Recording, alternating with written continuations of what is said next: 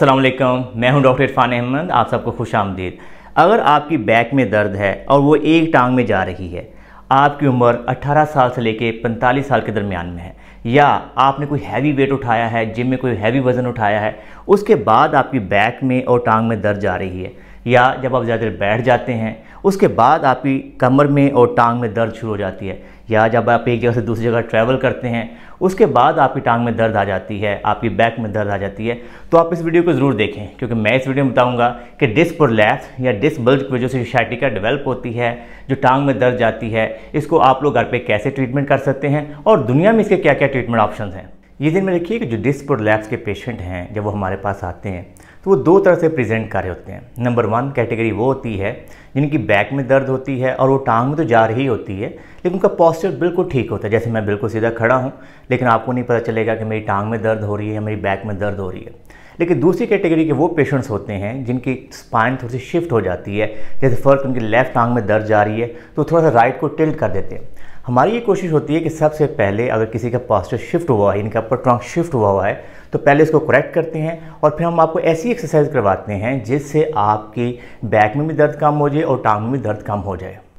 ये ध्यान में रखिए कि जो हमारी डिस्क होती हैं, जैसे दो मोहरों के दरमियान में आप लगातार देखेंगे ये वाइट कलर का स्ट्रक्चर नज़र आपको आ रहा है, ये डिस्क है। इनका जो मेन काम होता है वो शॉक ऑब्जर्व करना होता है। नॉर्मली जब हम बहुत ज़्यादा फॉरवर्ड बेंड करते हैं, झुकते हैं या कोई हैवी वेट उठाते हैं, तो जो डिस्क होती हैं वो नॉर्मली बैकवर्ड मूव कर जाती हैं।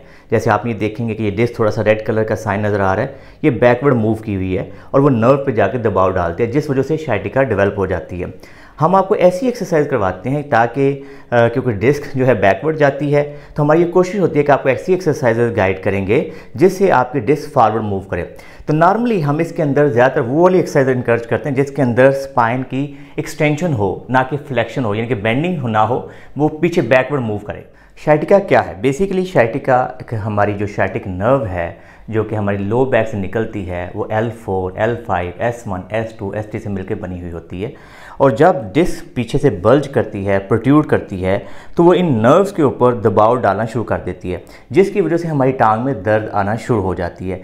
वो वाली कंडीशन जिसके अंदर हमारी शाइटिक नर्व के अलांग सिम्टम्स आती हैं, टिंगलिंग आती है, नमनेस होती है, उसको हम शाइटिका बोलते हैं। डिस्क बल्ज या डिस्क प्रोट्रूजन के जो पेशेंट आते हैं वो काफ़ी सीवियर पेन के साथ होते हैं, उनको किसी पोजीशन में भी लेटाना मुश्किल हो रहा होता है। तो नॉर्मली हम ऐसे पेशेंट को इनकरेज करते हैं कि वो या एक पिलो पेट के नीचे रखे, या 2 पिलो या 3 पिलो, ताकि कम अज़ कम जब वो लेटा हुआ हो तो उसकी पेन कम हो रही हो। आपके सामने हमने 2 पिलो रखे हैं, उसके बाद हम पेशेंट को कहेंगे लेट जाए, वो इसके ऊपर वो लेटेगा, और यूँ थोड़ी देर लेटने के बाद 1 से 2 मिनट के बाद उसको लगेगा मेरी टांग में थोड़ी दर्द कम हो रही है।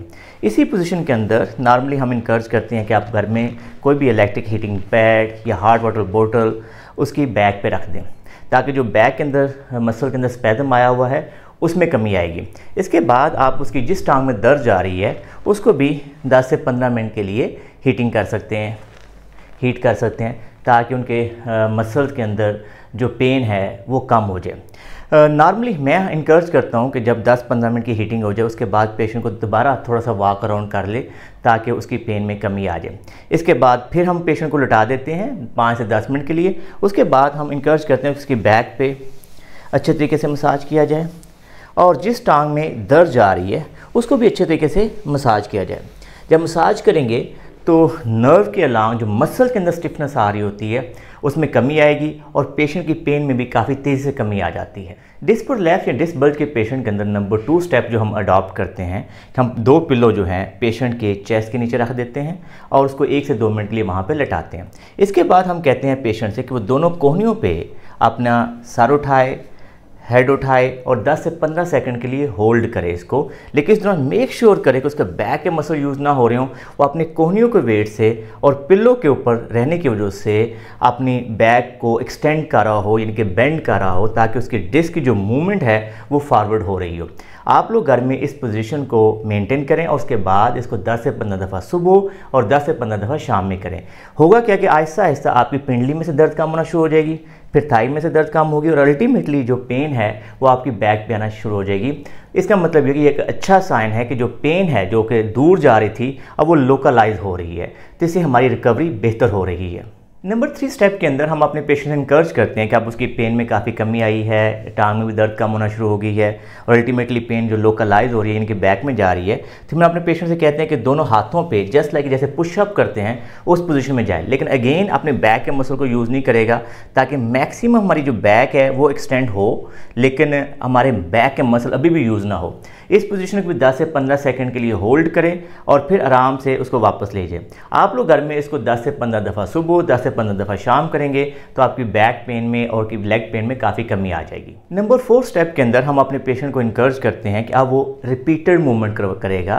पहले हम स्टैटिक मूवमेंट कर रहे थे, अब वो रिपीटेड मूवमेंट करेगा। अगेन पुशअप स्टाइल के अंदर हम कहते हैं दोनों हाथ आगे रखिए, हेड उठाइए, शोल्डर उठाइए, लेकिन मेक श्योर करें कि यहाँ पे स्पाइन जो है वो एक्सटेंड होनी चाहिए, हमारी हिप्स को नहीं उठना चाहिए और स्मूथली वो नीचे जाएंगे और फिर वापस आएंगे। यहाँ पे अब स्टे नहीं करेंगे, हम कीप ऑन मूविंग करेंगे। इस तरह 10 से 15 दफ़ा सुबह, 10 से 15 दफ़ा शाम करेंगे तो उससे हमारी बैक की मोबिलिटी बेहतर होगी, डिस्क बेहतर तरीके से आगे मूव करना शुरू कर देगी। ऐसे पेशेंट जिनका पोस्चर टिल्ट हो चुका होता है, लेफ्ट से नॉर्मली उनकी लेफ्ट लेग में पेन है तो वो ऊपर से राइट साइड पे शिफ्ट हो चुके होते हैं, तो ऐसे पेशेंट के अंदर नंबर 1 स्टेप जिसके अंदर हमने हीट और मसाज कर लिया, उसके बाद हम उनका पोस्चर पहले करेक्ट करते हैं। यानी कि आइडियली क्या होना चाहिए कि इनका ये इस तरह से पहले करेक्ट करें और फिर हम उनको एक्सरसाइज करवाएं।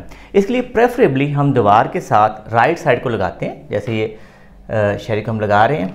तकरीबन 1 फुट का फासला नीचे पाँव से रखें, अपना ये वाला हाथ अपनी हिप्स पे रखें और हल्का सा शिफ्ट करें, ठीक है, और इसको मेंटेन रखें और थोड़ा सा शिफ्ट करें, प्रेशर दें और मेंटेन रखें और फिर वापस जाएं। पहले अपनी पोस्चर की अलाइनमेंट ठीक करें और उसके बाद फिर हम बैक एक्सटेंशन एक्सरसाइज करें, उससे फ़ायदा होगा। तो आप मुझे भी देख लीजिए, जैसे फर्स्ट करें, अज्यूम कर लें कि मेरी लेफ़्ट लेग में पेन है, मेरा पोस्चर ये टिल्ट हुआ है, तो आइडियली मुझे ये पहले पोस्चर वापस लाना है दीवार के साथ लग के, ताकि मैं ये सही तरीके से बैक एक्सटेंशन एक्सरसाइज कर सकूँ। डिस्क प्रोलैप्स के पेशेंट खड़े होकर भी ये एक्सरसाइज कर सकते हैं जिसमें बैक को हम एक्सटेंड करते हैं। ये भी बहुत सिंपल टेक्निक है। एक दफ़ा आपने लाइन के अंदर, लेट के अंदर ये एक्सरसाइज कर ली, उसके बाद दोनों हाथ आपने अपनी हिप्स पे रखें। ये देखिए, आप देख रहे होंगे मेरे हाथ दोनों हिप्स पे हैं मैंने, इसको आप बैकवर्ड आप देखते हैं।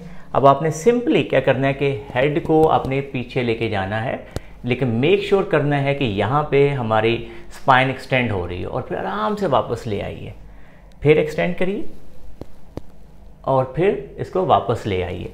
इस तरीके से आप 10 से 15 दफ़ा सही सुबह, 10 से 15 दफ़ा शाम करेंगे, उससे भी आपकी पोस्चर भी बेहतर होगा और टांग में दर्द जाना भी कम हो जाएगी। कुछ पेशेंट में 2 हफ्तों में ये लेग में जो पेन जा रही है वो बेहतर हो जाती है, कुछ लोगों को 4 हफ्तों में, कुछ लोगों को 6 हफ्तों में। जब एक दफ़ा आपकी टांग में से दर्द जाना बंद हो जाए और पेन आपकी सिर्फ लोकलाइज हो जाए और कम हो जाए, उसके बाद हमें बैक स्ट्रेंथनिंग एक्सरसाइज करना बहुत ज़रूरी है ताकि हम दोबारा इस एपिसोड से बच सकें। हम नॉर्मली अपने पेशेंट से इंकरेज करते हैं कि वो ये एक्सरसाइजेज करें कि दोनों हाथ अपनी बैक पर रखें और हेड उठाए और फिर वापस चला जाए, फिर हेड को उठाए, फिर वापस चला जाए। इस एक्सरसाइज को 10 से 15 दफ़ा करें। इसके बाद दोनों हाथ साइड पे रख ले, एक टांग को उठाए, फिर वापस ले जाएं, फिर दूसरी टांग को उठाएं, फिर वापस ले जाएं। इन एक्सरसाइजेज को भी 10 से 15 दफ़ा करें ताकि उसके बैक मसल की स्ट्रेंथनिंग बेहतर हो। बैक और कोर स्ट्रेंथनिंग एक बहुत ही अच्छी एक्सरसाइज जो हम अपने पेशेंट को इंकरेज करते हैं कि जब डिस्क प्रोलैप्स के बाद उनकी पेन सेटल हो जाए, हम पेशेंट कहते हैं कि 4 लेग पोजीशन में आ जाए और फिर उसके अंदर अपने एक हाथ उठाए और फिर वापस ले आए, फिर दूसरा हाथ उठाए, फिर वापस ले आए, फिर एक टांग को बिल्कुल पीठ को सीधा पीछे लेके जाए, वापस ले आए, फिर दूसरी टांग को पीछे लेके जाए, फिर वापस ले आए। इस तरह से हर एक स्टेप को 10 से 15 दफ़ा रिपीट करें। इसके बाद हम कहते हैं अपोजिट लेग अपोजिट हैंड, यानी कि अपनी टांग को बिल्कुल सीधा करें और फिर वापस लेके आए, फिर दूसरे हाथ और टांग को अपोजिट लेग अपोजिट हैंड को सीधा करें और फिर वापस लेके आए।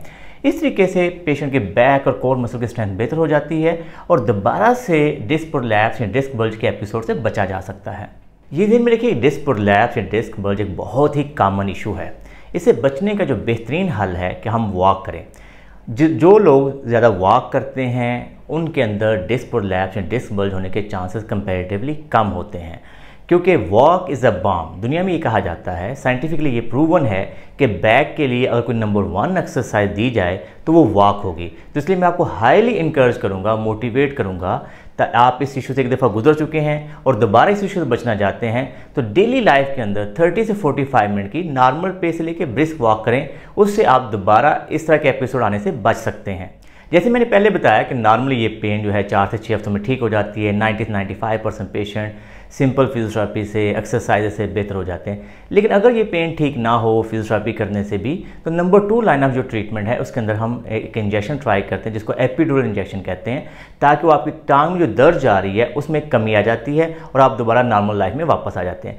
नंबर 3 जो लाइन ऑफ ट्रीटमेंट है कि अगर वर्स्ट कम सिनारियो में 3 से 6 माह हो चुके हैं, बजाय इसके दर्द बेहतर होने से दर्द बढ़ती जा रही है, तो सर्जिकल ऑप्शन भी है। सर्जिकल ऑप्शन के अंदर नॉर्मली सर्जन इसके अंदर डायसेक्टमी या लेमिनेक्टमी करते हैं, ताकि जो नर्व के ऊपर प्रेशर आ रहा है डिस्क के बाहर निकलने से उसको कम किया जा सके और आपकी जो टांग में दर्द जा रही है वो बेहतर हो जाए। अगर आप या आपकी सराउंडिंग में किसी को बैक पेन है, नेक पेन है, फ्रोजन शोल्डर या इस तरह कोई भी मेडिकल इशू है और वो हमसे फिजियोथेरेपी करवाना चाहता है, हमारे पास मेल और फीमेल फिजियोथेरेपिस्ट की टीम है।